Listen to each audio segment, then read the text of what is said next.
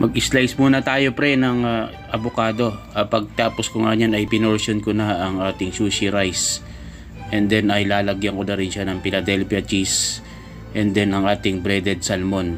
And then ang ating sliced avocado, tempura shrimp, and then crispy flakes. And after nga yan mga pre ay iro-roll ko na yan. And then make it sure na higpitan natin para hindi matanggal ang nilagay natin sa ating loob ng ating katsu salmon. At pagka-roll nga natin pre ay nilagyan ko lang siya ng tempura flour, egg, and then ng breadcrumbs. At ready na natin yan iluto. Ay wah, mashallah. At habang niluluto naman natin yan ay gagawa naman tayo ng isa pang sushi. Ang ating Yumi Special Sushi. And then nilagyan ko lang siya ng crab salad. And then ng ating tempura shrimp. And then niroll ko na rin ulit mga pre. And then pagka-roll nga pala niyan ay nilagyan ko ng sesame seed sa ibabaw, paikot.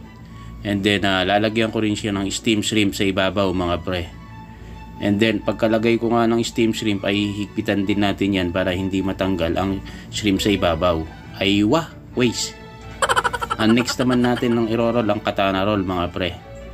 At habang pinoportion natin ang sushi rice ay lalagyan ko na yan ng tempura shrimp. And then ang ating slice cucumber. And then mango mga pre, slice mango. And then iro-roll na rin natin yan mga pre.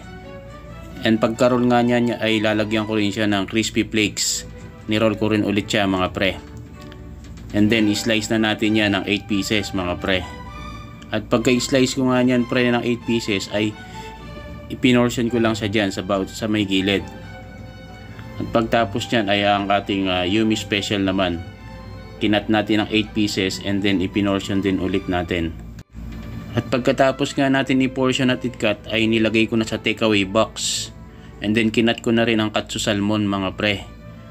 At inilagay natin sa takeaway box. At after nga nyan mga pre ay nilagyan ko na ng spicy mayo ang ating Yumi Special. And then ng teriyaki sauce.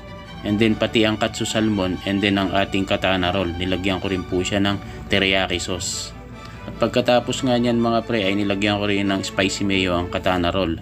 And then ang ating katsu salmon naman nilagyan ko ng honey mustard. And then nilagyan ko rin ng spring onion sa ibabaw ang ating Yumi Special. And then nilagyan ko rin siya ng crispy potato sa ibabaw ang katana roll.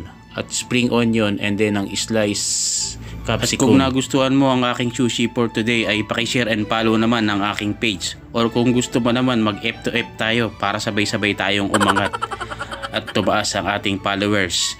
Yun lang, salamat. See you may next vlog.